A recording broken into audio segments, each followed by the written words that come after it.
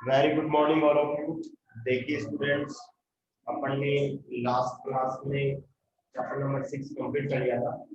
आज बात कर रहे हैं चैप्टर नंबर 5। ठीक है, चैप्टर नंबर जो 5 है, चैप्टर नंबर जो 5 है वो क्या है? देखिए, कॉम्प्लेक्स नंबर। क्या है? Complex number, complex numbers and quadratic equation। देखिए, इसको हिंदी में क्या बोलते हैं? समिश्र संख्याएं। समिश्र संख्याएं तथा द्विघात समीकरण। ठीक है, द्विघात समीकरण। अब सबसे पहला क्वेश्चन ये बनता है कि अपन पढ़ते क्यों? ये डायलॉग तो आपने सुना होगा कि सर आप पढ़ाते हो हम पढ़ लेते हैं। ऐसा नहीं है। देखिए, यहाँ पे अगर अपन बात करें कॉम्प्लेक्स नंबर या क्वाड्रेटिक इक्वेशन की अगर बात करें, क्यों पढ़ते हैं? आपने थोड़ा बहुत 10th क्लास में क्वाड्रेटिक इक्वेशन में पढ़ी होगी, द्विघात समीकरण, जिसके अल्फा और बीटा रूट्स होते थे, यानी कि उसको मूल बोलते थे। फिर अपन सम ऑफ जीरोस यानी कि sum of alpha plus beta, शून्यांकों का योग, शून्यांकों का गुणनफल, sum of zeros and sum product of zeros, alpha plus beta की वैल्यू माइनस का भी अपन किया था, अल्फा इनटू बीटा की वैल्यू c अपॉन किया था। देखिए, क्वाड्रेटिक का मतलब होता है द्विघात, इक्वेशन का मतलब देखिए एलएचएस भी हो आरएचएस भी। अगर मैं स्टैंडर्ड फॉर्म की बात करूं ax² प्लस का bx प्लस का c इक्वल टू 0, क्या ये क्वाड्रेटिक इक्वेशन है? बिल्कुल है। क्या इसको द्विघात समीकरण बोल सकते हो? बोल सकते हो। ठीक है, यहाँ पे देखिए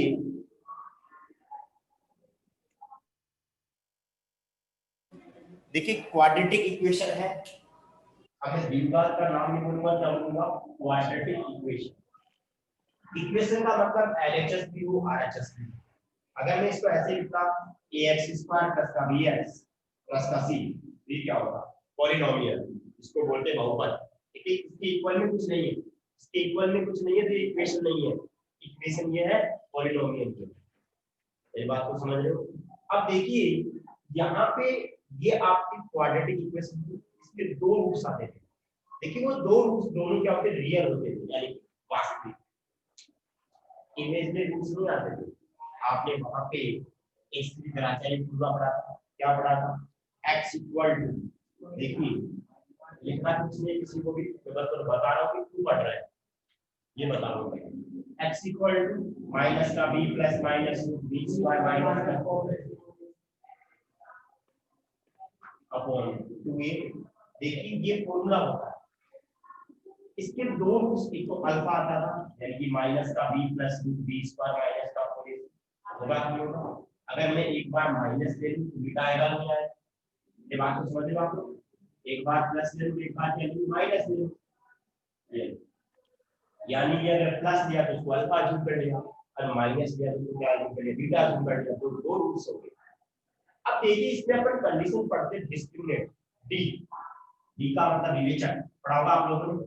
वो b स्क्वायर माइनस का 4ac होता था, यानी कि ये वाली वैल्यू d होता था। अब d के तीन केस पढ़े थे आप लोगों ने। एक तो d की वैल्यू 0 से बड़ी हो, यस और नो। एक पढ़ा था d इक्वल टू क्या हो? 0 हो, और एक पढ़ा d लेस देन 0। इसका मतलब तो क्या होता है? रूट्स होते हैं, रूट्स रियल एंड डिस्टिंक्ट।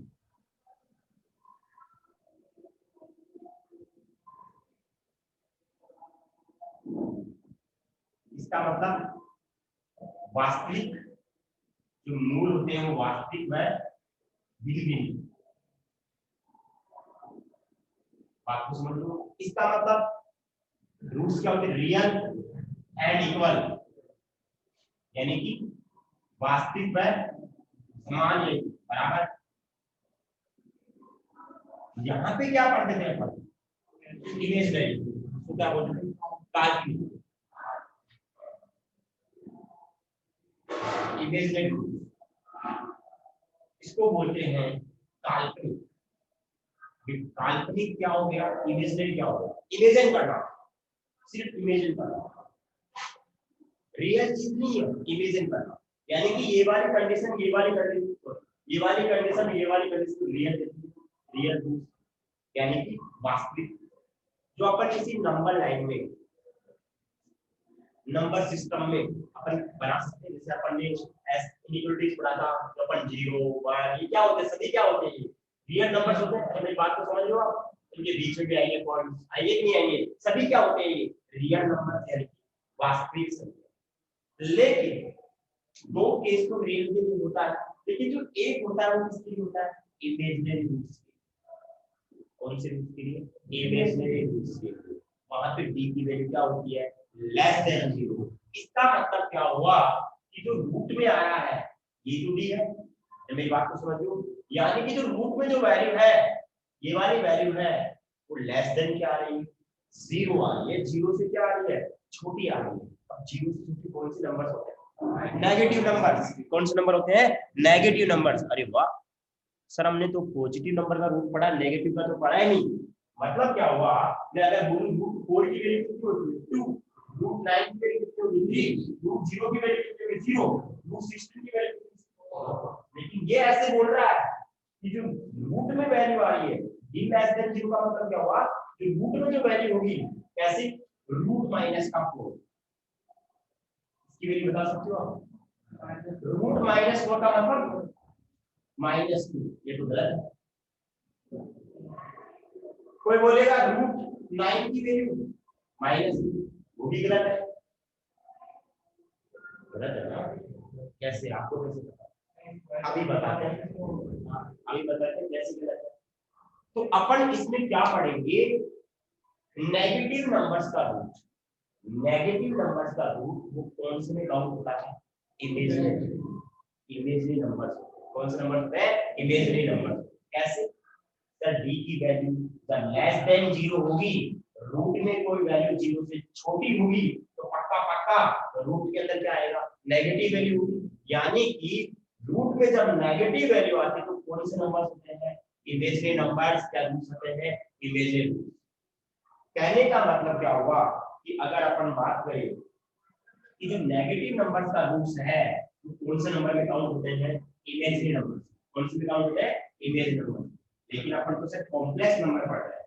कहने का मतलब अगर मैं बोलूं रूट 4 की वैल्यू 2, रूट 9 की वैल्यू 3, रूट 16 की वैल्यू 4, अगर मैं ऐसे बोलूं रूट -4 की वैल्यू, वो पता नहीं, रूट -9 की वैल्यू वो भी पता नहीं है, रूट -16 की वैल्यू। अब कुछ लोग बोलते सर माइनस कर, चेक करते हैं इन दोनों का स्क्वायर करो कितना है, इसका स्क्वायर है माइनस का 4, और इसका स्क्वायर कितना आएगा, 4 आएगा। इक्वल है ये चीज, नॉट पॉसिबल। यानी कि रूट के अंदर जब नेगेटिव वैल्यू आती है, रूट के अंदर जब नेगेटिव वैल्यू आती है वो डिफाइन नहीं होती। क्या नहीं होती है, डिफाइन नहीं होती, वो इमेजिनरी वैल्यू आती है। कौन सी आती है, इमेजिनरी। इमेजिनरी का मतलब ये क्या होता है, अपन तो कॉम्प्लेक्स पढ़ रहे हैं, इमेजिनरी कहां से आ रहा है, देखिए अब बताता हूं। रूट -4 इसकी वैल्यू होती है, देखिए मैं इसको ऐसे लिखूंगा, -1 को अलग लिखूंगा और 4 को मैं अलग लिखूंगा। मेरी बात को समझ, 4 का रूट तो कितना होता है, 2। 4 का रूट कितना होता है, 2।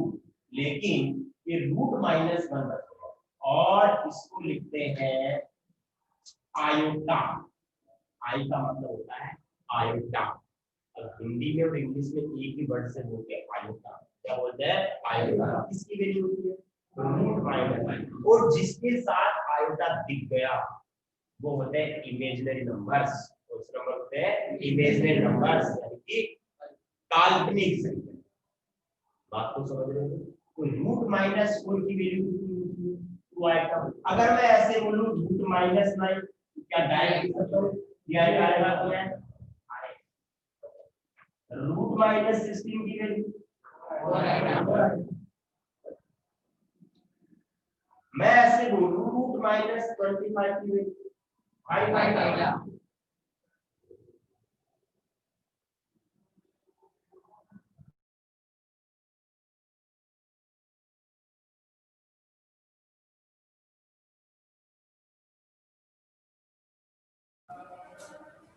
हाँ, अब देखिए इससे क्या रिजल्ट निकल के आए कि रूट जो आइटा की वैल्यू कितनी है रूट माइनस 1, आइटा की वैल्यू कितनी है रूट माइनस 1। अगर मैं ऐसे बोलूं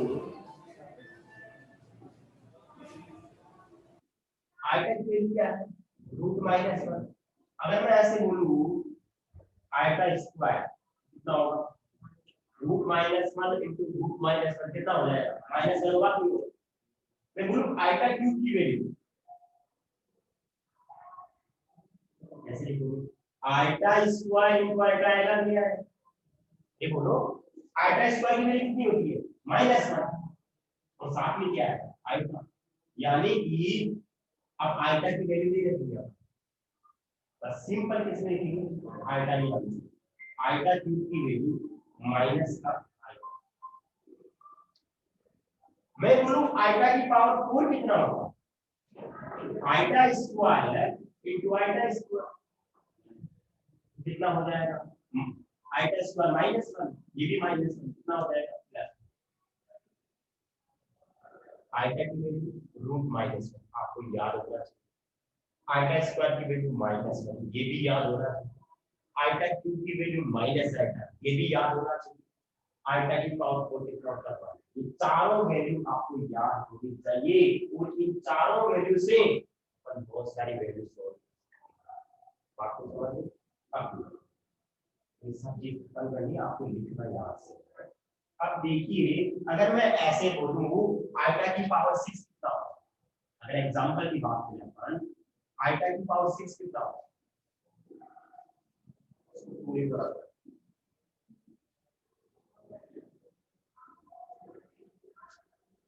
आइटा की वैल्यू कितनी रूट माइनस पहली चीज ठीक है दूसरी आइटा स्क्वायर की वैल्यू -1 लिख सकता हूं आइटा क्यूब की value iota square into iota ये -1 इनटू आइटा कितना हो जाएगा माइनस आइटा आइटा क्यूब की वैल्यू कितनी होगी माइनस आपको समझ रहे हो आइटा की पावर 4 कितना होगा iota square into iota square कितना हो जाएगा आइटा स्क्वायर -1 इनटू -1 कितना हो जाएगा प्लस 1 होगा होगा।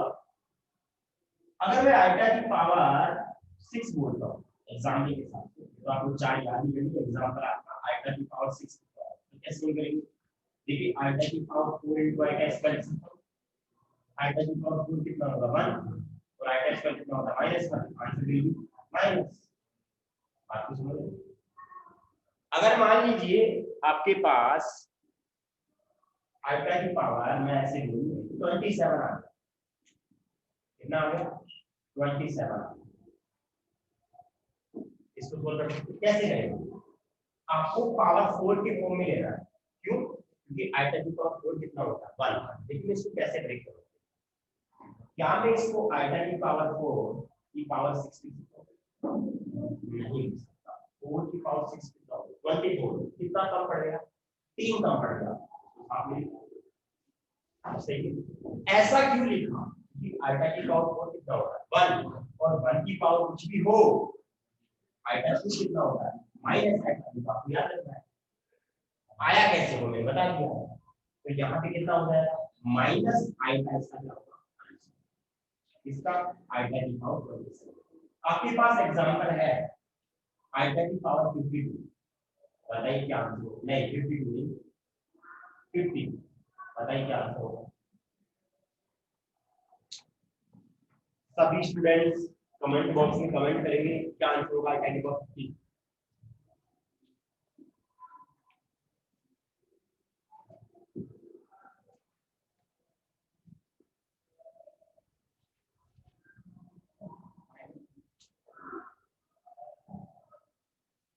आइटा की पावर 50 क्या आंसर होगा? एक भी स्टूडेंट का आंसर नहीं आया।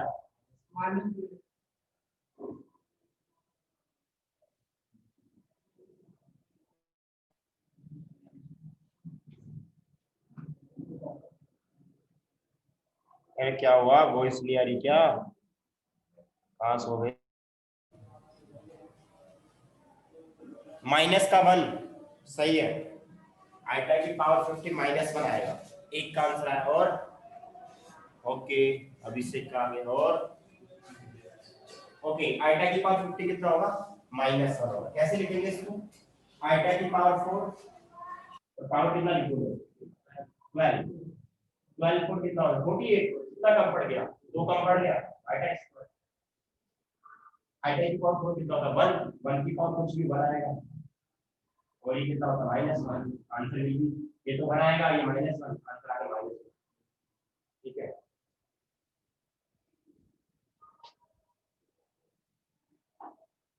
चलो अगला एग्जांपल। अगला एग्जांपल है आइटा की पावर 13।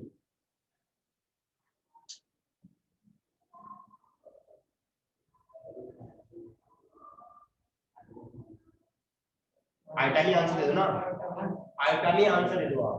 √-1 मत लिखा करो, वो तो मैंने बताया था। एक इसकी वैल्यू मैंने बताई है, बाकी यहाँ पर कितने रखते हैं, या तो 1 ले या -1 या आइटा या -1। कितना होगा? आइटा की पावर 13 कितना होगा? आंसर इज √-1 मत बोला करो। देखिए ये वैल्यू तो आपको ध्यान रखनी है बस, आइटा ही आंसर दे रहा है। ठीक है, कितना होगा?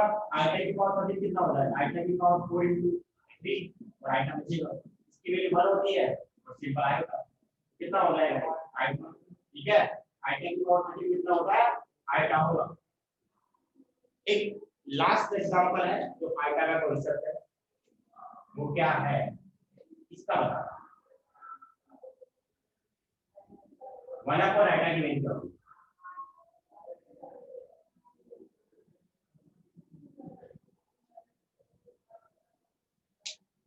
1 आइटा की वैल्यू वेरी, जो इसका आंसर, इसका मतलब बिल्कुल अच्छे से कह सकते हैं। इसका क्या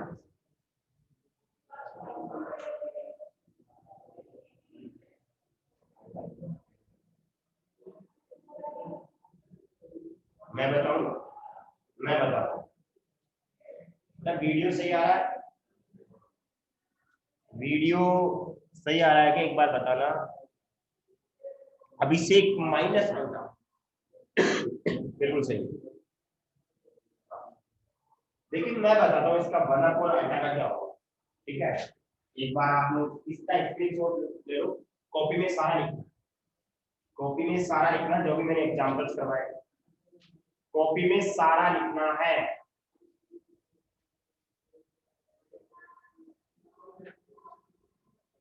हाँ, ले लिया स्क्रीनशॉट? स्क्रीनशॉट ले लिया सभी ने?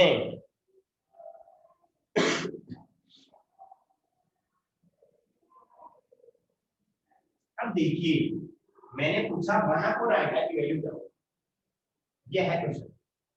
1 आइटा मैं लिख दो, आयोटा को कहते हैं आयोटा। Yes, iota. अब देखिए 1 आयोटा है, आपने कभी ऐसे ही पढ़ा है 1 कभी भी नीचे का नहीं होना चाहिए, रूट नहीं होना चाहिए। क्या करते थे अपन? रेशनलाइजेशन, बात को समझ लो, परमेगन करते थे। और जब नीचे रूट होता था, ऊपर नीचे अपन किसी से मल्टीप्लाई करते तो परमेगन, रेशनलाइजेशन। यहाँ पे भी नीचे आयोटा नहीं होना चाहिए, ऊपर नीचे किससे मल्टीप्लाई? आयोटा से मल्टीप्लाई। बात को समझ लो, आयोटा को 1 से multiply is iota, iota into iota कितना होगा? Iota square. आयोटा स्क्वायर की value -1, iota upon -1 it means answer will be minus iota. तो याद रखना है ये वैल्यू बहुत बार आएगी सामने, 1 upon iota will be minus iota, ये भी याद रखना है। तो 5 वैल्यू याद रखने की बात होगी, iota, iota square, iota cube, iota की पावर 4, 1 अपॉन आइटा, और कुछ याद नहीं रखना। सर आपने आइटा की टर्म्स बताई, आइटा क्या होता है, लेकिन नेगेटिव नंबर्स का जब यूज करते हैं तो किसकी फॉर्म में आता है, आइटा की फॉर्म में आंसर आता है, और आइटा की फॉर्म होती है वो क्या होती है, इमेजिनरी वैल्यू। कौन सी होती है, इमेजिनरी वैल्यू। तो टॉपिक का नाम तो कॉम्प्लेक्स नंबर है, अब बताऊंगा कॉम्प्लेक्स नंबर क्या होता है। ठीक है, नेगेटिव नंबर्स का रूल्स आते हैं वो किस में आते हैं, इमेजिनरी वैल्यूज में आते हैं। अब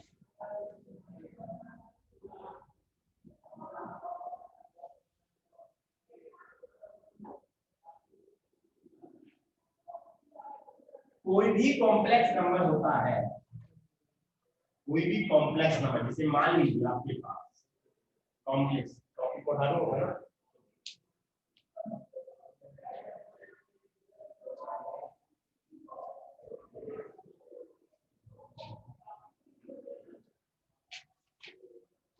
कॉम्प्लेक्स नंबर है उसको अपन, इसको क्या बोलते हैं, सैमिसस, ठीक है।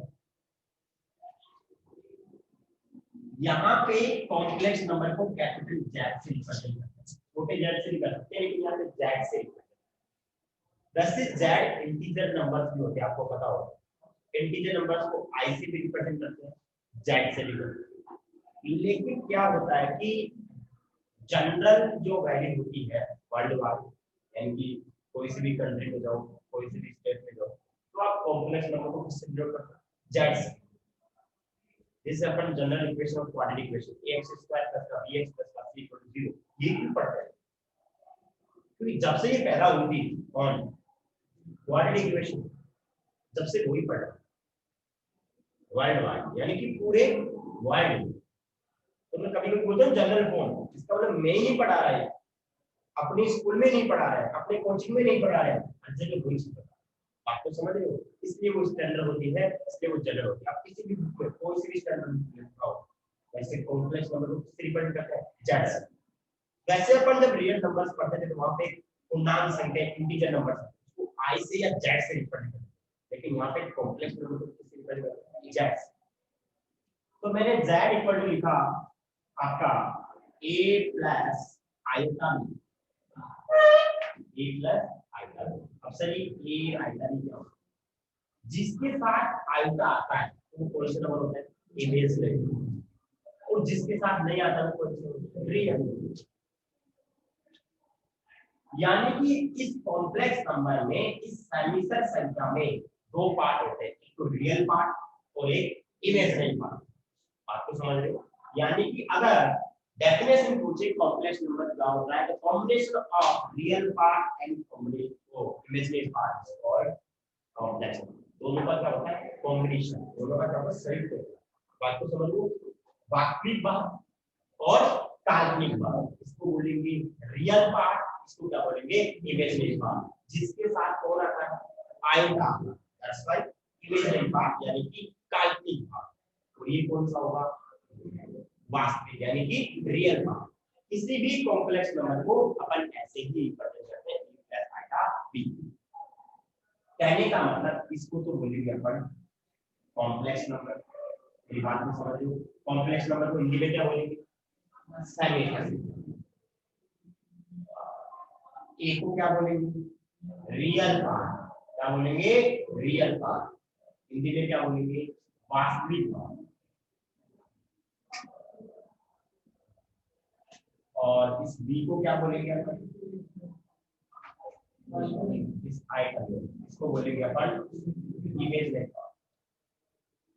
बी को बोलेंगे आइटा को, और इसमें बी को, बी किसके साथ आ रहा है, आइटा के साथ।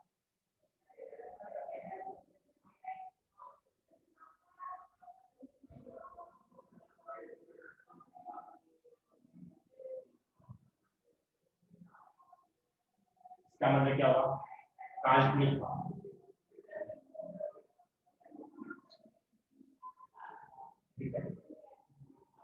मैं आपसे बोलूं एग्जांपल के हिसाब से z इक्वल टू आपका 3 प्लस का 4i, बताइए। देखिए रियल पार्ट को r लीजिए, एक सेकंड इसको वापस लिख रहा हूं मैं, z equal to real part of z, r equal real part of z, real part of z plus iota imaginary part of z, real part of z और ये क्या होता है इमेजिनरी पार्ट ऑफ z, वास्तविक भाग और काल्पनिक भाग, जिसके साथ आयता होता है वो क्या होता है इमेजिनरी, और जिसके साथ आयता नहीं होता उसको क्या बोलते हैं, ये रिप्रेजेंट करने का नोटेशन है। रियल पार्ट को r ऑफ z, का मतलब रियल r ई रियल ना, और इमेजिनरी i एन शॉर्ट, ये बात को समझ रहे हो। अब देखिए जैसे मान लो मैंने एग्जांपल लिखा, जैसे मान लो मैंने एक एग्जांपल लिखा z equal to 3 plus 4i, तो कोई बताएगा रियल पार्ट ऑफ z क्या होगा, 3, इमेजिनरी पार्ट ऑफ z क्या होगा, और आयोटा नहीं, आयोटा नहीं, आयोटा के साथ क्या है वो,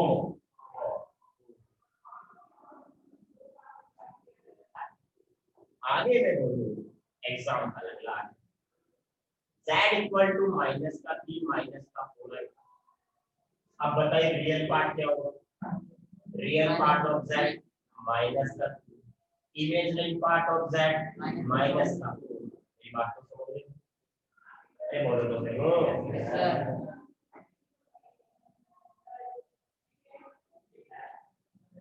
फिर पूछता हूँ आपसे, एग्जांपल है अगला z इक्वल टू 4i, तो z equal to 0 plus 4i होगा नहीं होगा, होगा।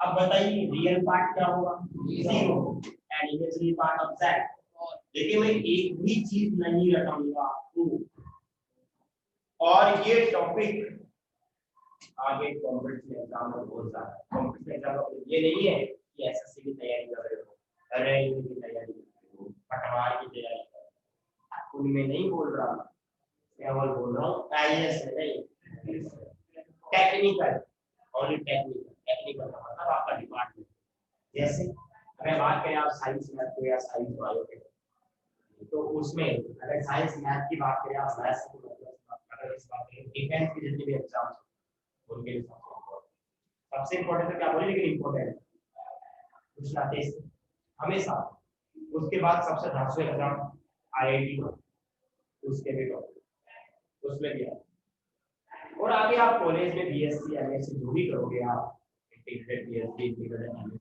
जो भी करोगे उसमें कॉम्प्लेक्स नंबर का पार्ट आएगा, कॉम्प्लेक्स नंबर का पार्ट आएगा, ये बात को समझ लो। तो अपन अच्छे तरीके से पढ़ेंगे, जैसे मैंने बायोलॉजी में सारे कॉन्सेप्ट बताए, एक्सप्रेस कीवर्ड फार्मूला एंड फिर किया, उसमें फॉर्मूले बेस पे क्वेश्चन होते हैं, वो अच्छी चीज थी। उसके बाद कुछ ज्यादा कॉम्प्लिकेटेड कैलकुलेशन थी ना उसमें, ये जो बायोलॉजी में नंबर पढ़े किया था उसमें बड़े बड़े कैलकुलेशन आ रही थी, वो क्वेश्चन कोई लेवल पे नहीं है, आगे उसके एप्लीकेशन नहीं है इतने, लेकिन ज्यादा कॉम्प्लिकेटेड कैलकुलेशन होगी तो वो उसका एप्लीकेशन नहीं। बात को समझ रहे हो, कॉन्सेप्ट क्या है वो चीज, तो अपन इसमें क्या है हर चीज पढ़ेंगे बिल्कुल बढ़िया तरीके से, और अपन क्वेश्चन तो अगर मैं थोड़ा बहुत बता दूंगा ऐसे बेसिक, तो आप किसी को ऐसे बता दोगे, कैसे ऐसे, इसका स्क्रीनशॉट ले लो फिर आगे चलते हैं।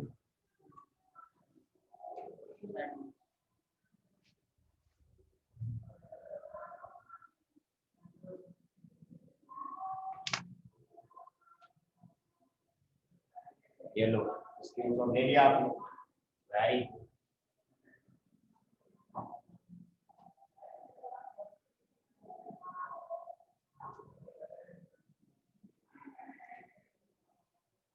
एक छोटा सा एग्जांपल और पढ़ते हैं, जैसे मान लो ऐसे आ गया z equal to 4, z equal to 4 इसको कैसे लिखते हो, 4 प्लस आइटा इक्वल 0 या 0 आइटा, ये सोलो आइटा या 0 आइटा बात हुई है, तो इसमें रियल पार्ट ऑफ z क्या होगा 4, इमेजिनरी पार्ट ऑफ z क्या होगा 0, खत्म कहानी। एक एग्जांपल और पढ़ लेते हैं। अगर मान लीजिए z इक्वल टू आगे आएगा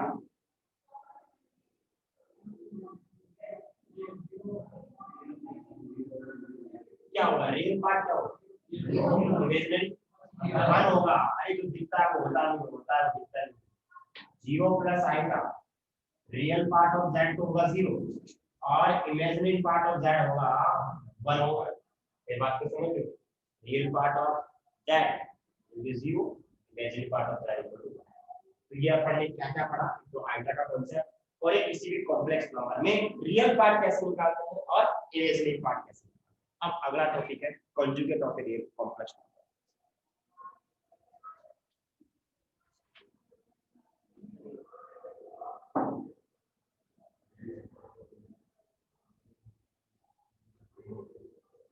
अगला कॉन्सेप्ट है, क्या है,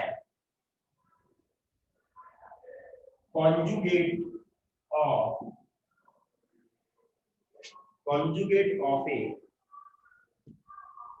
एक सेकंड है ना, सॉरी 30 सेकंड, एक सेकंड हो गया।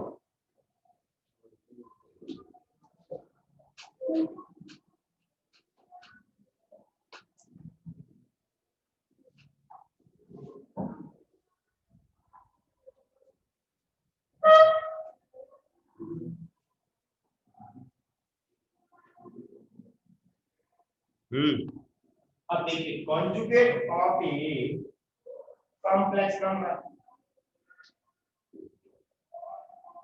इसका हिंदी में क्या मतलब होता है वो बता देते।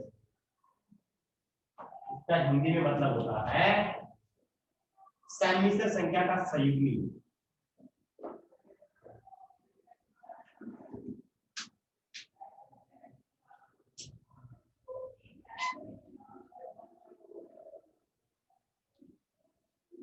ठीक है, संयुग्मी बोलते, क्या बोलते हैं, संयुग्मी, कॉन्जुगेट। जैसे रेशनलाइजेशन में पढ़ते हो ना, परमीकरण में 2 + रूट का रेशनल 2 - रूट, वैसे ही होगा। इसे मान लीजिए आपके पास एग्जांपल है z = b + 4i, आपको समझ में,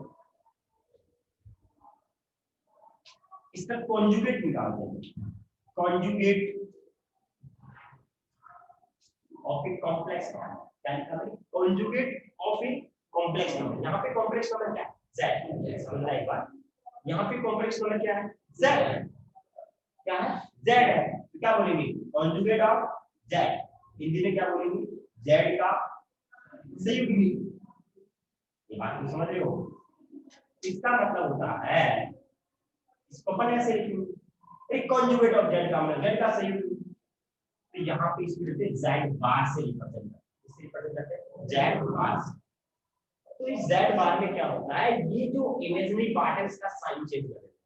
क्या कहते हैं, इमेजिनरी पार्ट का साइन चेंज। अगर प्लस माइनस माइनस तो रियल पार्ट में कोई चेंज नहीं होगा। कहने का मतलब क्या होगा, 3 - 4 ऐसा क्या होगा, कॉन्जुगेट होगा, खत्म। अगला एग्जांपल, z = 2 - 3 आएगा। बताओ z बार क्या आएगा, तो z बार का मतलब कॉन्जुगेट 2 + 3 आएगा। बात को समझ लो। अगला एग्जांपल क्या आ गया, मान लो अपने पास z = -2 -i,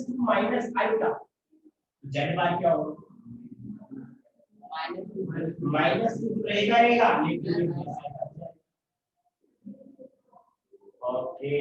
आप इंटेलिजेंट हो, आप लोग मानना पड़ेगा है, राइट, होशियार हो आप, इतने ज्यादा होशियार कैसे हो गए आप। चलो इसका बताओ, z = आपके पास आ गया 4i, इसका कॉन्जुगेट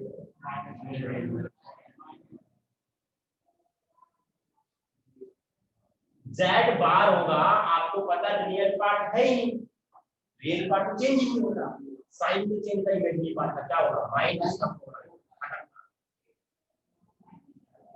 अगला एग्जांपल देखिए, अपन रटेंगे नहीं, चीज को समझेंगे, ठीक है, जितना ज्यादा समझेंगे उतना बेस्ट रहेगा। ऐसे ही याद रखिए, मैं देखो आपके बुक में ऐसे बस टॉपिक का नाम है और एक सिंपल स्टैंडर्ड फॉर्म में लिखा है, अपन ऐसे एग्जांपल कर लेंगे जब अपन क्वेश्चन करेंगे एक्सरसाइज के वगैरह। तो यहाँ पे अगर z की वैल्यू दिया मान लो 4 आ गई तो z बार क्या होगा? अरे z बार क्या होगा? z बार 4 ही रहेगा। क्यों? क्योंकि इसमें चेंज होता है, नहीं होता। बात को समझ लो। अब मैं अगर मान लो ये नहीं पढ़ा तो मान लो ये डिफेंस एग्जाम में छोटे छोटे जो डिफेंस एग्जाम होते हैं वो छोटे छोटे क्वेश्चन छोटे कॉन्सेप्ट पूरा तो लेवल बढ़ गया लेकिन फिर भी छोटे आते। तो ये क्वेश्चन दे दिया z equal to 4, so which one of the following image को conjugate of this complex number? तो पहला ऑप्शन क्या देगा? -4 है। दूसरा ऑप्शन क्या देगा? -4 है। तीसरा ऑप्शन 4, चौथा ऑप्शन none of these इनमें से कोई। तो आप क्या करोगे? आज सब पॉजिटिव है नेगेटिव लगा दो बगाड़ा तो सही है। तो आंसर की आई सर मैं जो पढ़ना चाह रहा था वो मेरे गलत हो गए, यानी जो मेरे को आते थे वो ही गलत हो गए सारे। ऐसे करने से कुछ नहीं होगा। इसका स्क्रीनशॉट ले लो, टाइम आउट हो गया है। जितना पढ़ा दिया कॉम्प्लेक्स नंबर उतना कॉपी में काम कर लेना, इसका स्क्रीनशॉट ले लो।